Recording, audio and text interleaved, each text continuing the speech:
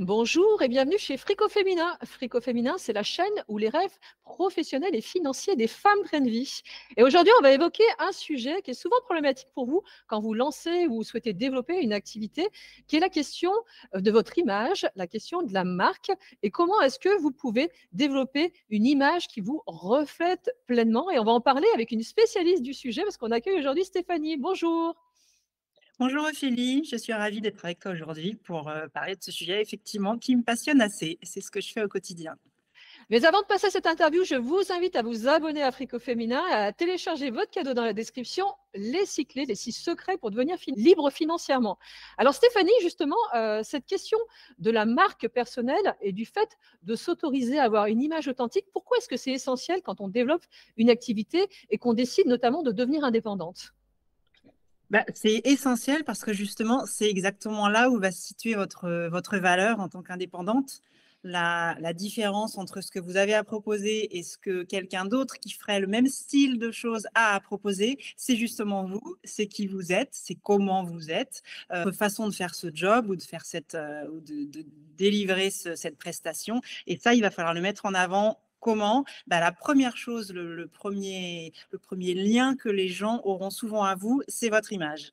Et ils se feront une idée, que qu'on aime ou pas cette idée, ils se feront une première idée sur vous et mieux vaut que ce soit la bonne. Donc à vous de travailler là-dessus et on va en parler un petit peu plus, j'imagine, Ophélie, mais l'une des choses clés, c'est que justement, cette image, ça peut être plein de choses différentes, mais c'est à vous de choisir ce que vous avez envie de montrer, ce que vous pensez que les gens doivent avoir comme première image de vous quand ils voient. Ça se construit, ça se décide, disons.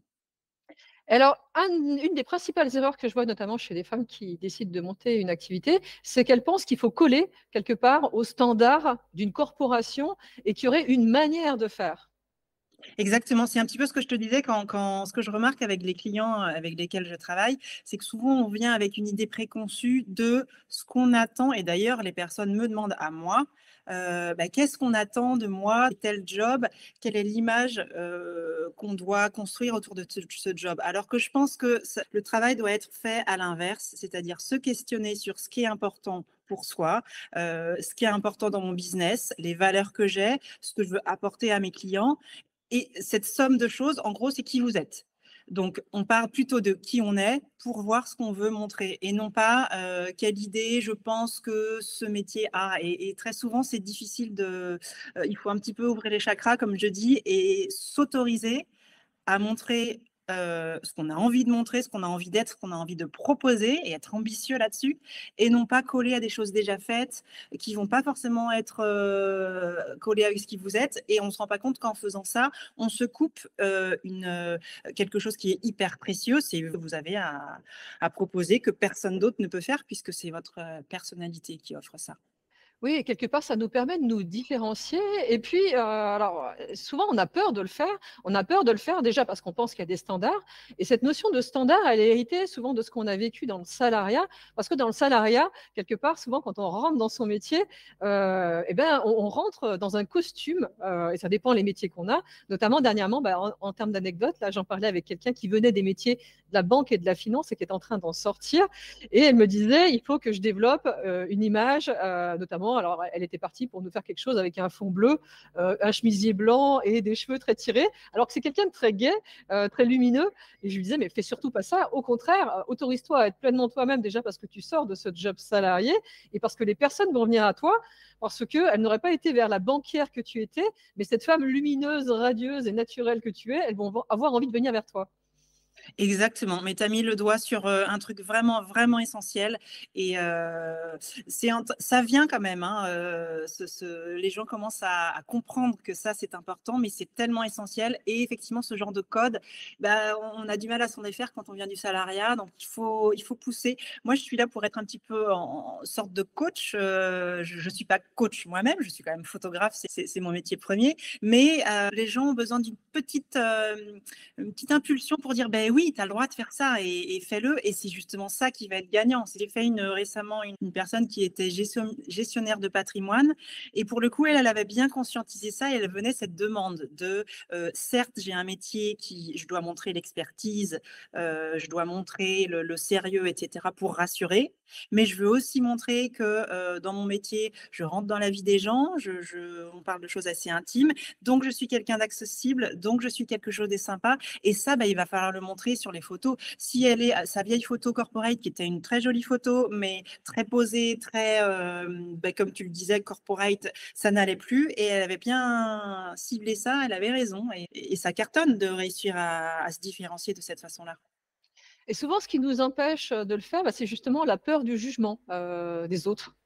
Ouais, exactement. C'est terrorisant en fait, parce qu'on fait quelque chose de différent.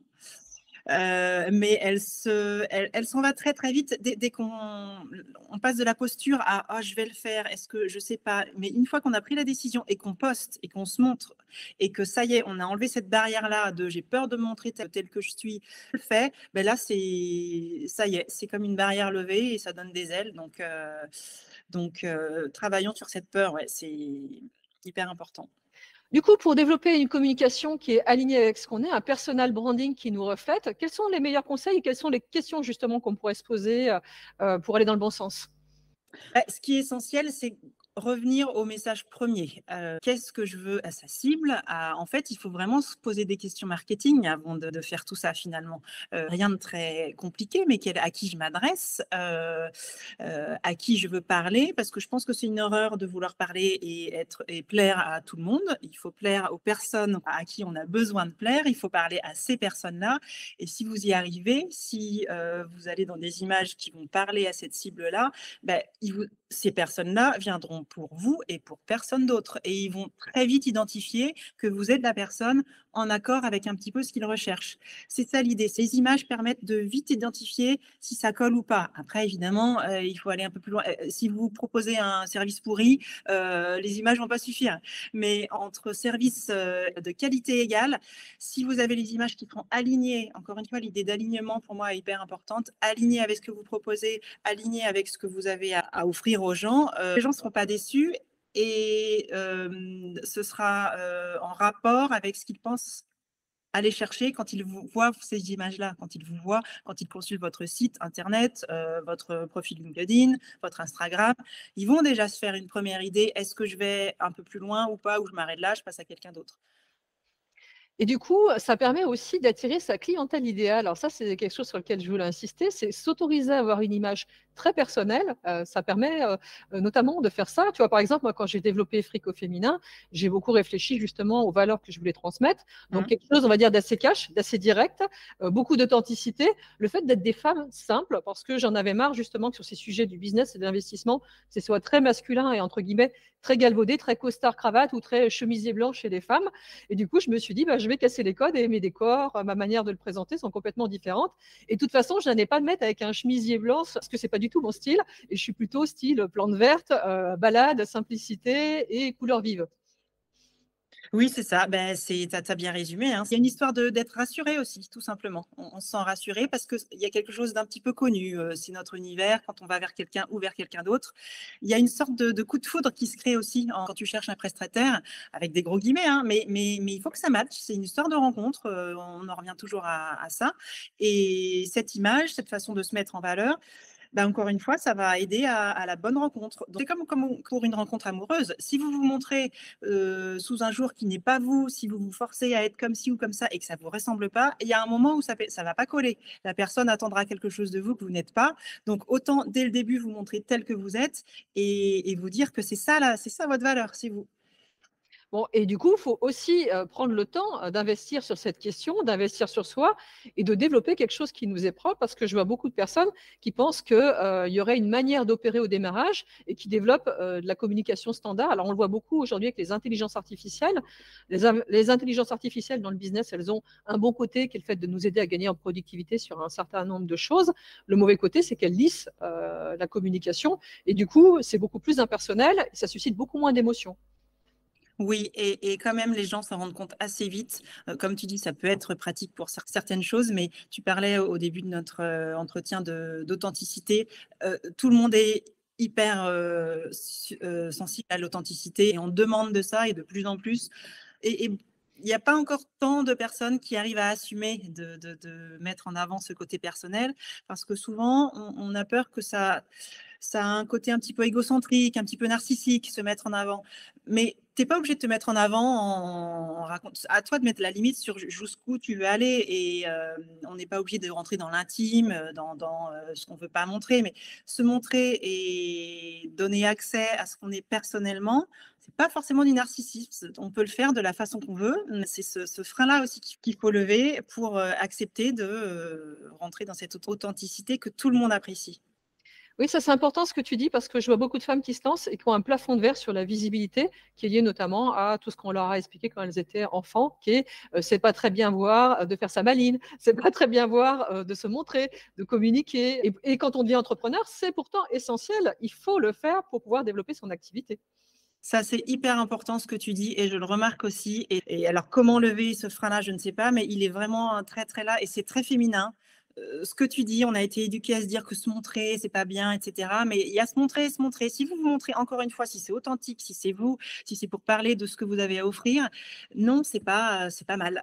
Il faut le voir sous un autre angle, c'est que vous donnez l'opportunité aussi à vos potentiels clients ou à des gens qui ont besoin d'un service, bah, de vous trouver. Et si vous faites bien votre boulot, si vous offrez des services de qualité, et j'espère que chacun en est persuadé, si ce n'est pas le cas, il faut bosser pour offrir un meilleur service. Mais en tout cas, si vous pensez offrir un bon service, bah, c'est un service à rendre aux gens qui vous cherchent et qui ne vous auraient pas trouvé si vous n'étiez pas mis en avant d'une façon ou d'une autre. Donc, il faut aussi le penser de ce sens-là. Ça reste un business que vous proposez, mais ça peut être un service qui va changer le business de quelqu'un, changer sa vie, être le petit caillou qui lui manquait pour passer au maillon supérieur. Donc, c'est ça aussi qu'il faut avoir en tête. Oui, il n'y a pas du tout de honte à ça. Au contraire, c'est apporter de la valeur dans la vie des autres. Bien résumé. Est-ce que tu as des derniers conseils justement à donner à une femme qui est en phase de réflexion sur son image et son branding personnel dans son activité? Déjà, le résumé à oser, effectivement. Encore une fois, c'est un truc, souvent c'est le petit caillou dans la chaussure. On se dit, ah, je vais le faire, il faudrait que je le fasse. Vous trouvez les moyens que vous voulez, mais faites-le. On peut commencer par petit. Je suis à la mauvaise place pour parler de ça parce que je suis une vilaine perfectionniste et j'ai du mal à faire un truc tant que c'est pas parfait. Mais en tout cas, je sais que c'est pas bien. Donc, je dis à tout le monde de faire l'inverse.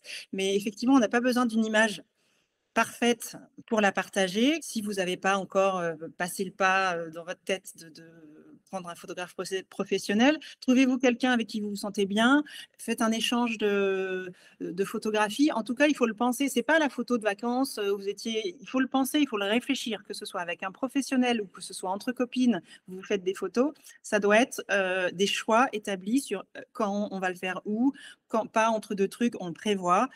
Qu'est-ce qu'on met, on pense à sa tenue. Tout ça, ce sont des choix qui vont dans le sens de votre message, de qui je suis et qu'est-ce que je veux faire passer comme image. Oui, et c'est important justement, comme tu disais, de bien choisir la personne. Moi, les premières photos professionnelles que j'ai fait justement, c'est avec un ami qui est photographe professionnel et c'est justement lui qui m'a proposé de me photographier dans la nature, au milieu de feuilles colorées plutôt jaunes, parce que moi, dans ma vie, il y a toujours beaucoup de couleurs et il l'a remarqué parce qu'il était venu de nombreuses fois à la maison. Du coup, c'est lui-même qui a créé un univers qui me ressemblait. Est-ce que moi, j'aurais fait ça? Pas forcément. Je me serais peut-être pas autorisée à aller jusque-là et j'aurais peut-être fait quelque chose de plus lisse.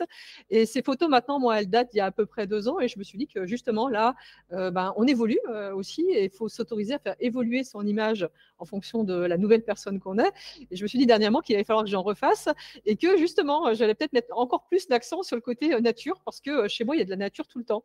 Et pour autant que je parle de sujets qui sont des sujets plutôt économiques. Donc, les deux ne sont pas du tout antinomiques.